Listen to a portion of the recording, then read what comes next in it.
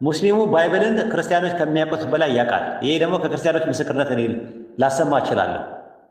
በደንብ እያጠኑ ነው ያሉ ማለት ነው። በደንብ እያጠኑ ነው ያሉት። ለምን በቃ የግድ መሰበክ የለበትም። አንድ ሙስሊም ክርስቲያን መጥቶ አይሰብከውም። ኢየሱስ ጌታ ነው ብሎ መስበክ አይችልም፣ ደፍሮ ማለት ነው። ኢየሱስ ጌታ ነው ሲለው አሁን ድሮ የሚለው አይደለም ነው ብሎ አይከራከርም። ያው ሙስሊም ጌታ ማለት ምን ማለት ነው? ጌታ ማለት ኦንቶሎጂካል ተርምም አለ፣ ፈንክሽናል ተርምም አለ። ስለ ፈንክሽናል ተርም ከሆነ ኢየሱስ ክርስቶስ ብቻ አይደለም ጌታ፣ አብርሃምም ጌታ፣ ሙሴም ጌታ።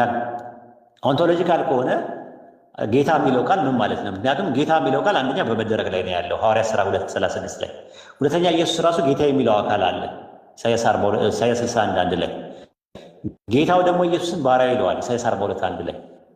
ጌታ ፈጠረኝ ይላል መጽሐፈ ምሳሌ 8:22 ላይ። ማርያምና ዮሴፍ ደግሞ ኢየሱስን ሊያቆሙት በጌታ ፊት ሊያቆሙት ወሰዱት ወደ ኢየሩሳሌም ይላል የሉቃስ ወንጌል 2:24 ላይ።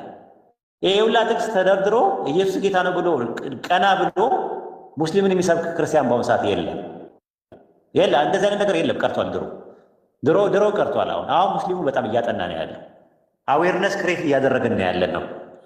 ይሄ ትውልድ ዝም ብሎ ወንድ ልጅ ማምለክ የሚያቆምበት ትውልድ ነው የሚመጣው።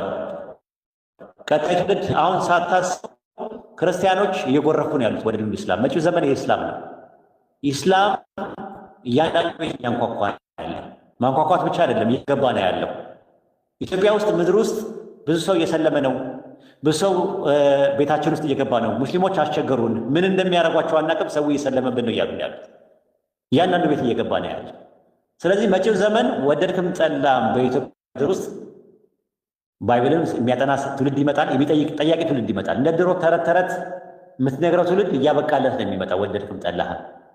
ስለዚህ አሁን አንተ የሚወዛገበው ሙስሊም የሚወዛገበው ሲጀመር ጀምሮ እኮ ሙስሊም እኮ በባይብል አያምንም።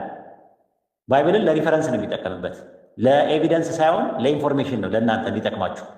ኮምፓራቲቭ ሪሊጅን ነው የያዝነው እንጂ እንድናምነውም እንድንከተለውም መስፈርት የለውም። ቁርአን እኛ የምንከተለው ቁርአን ነው፣ የምናምነውም በቁርአን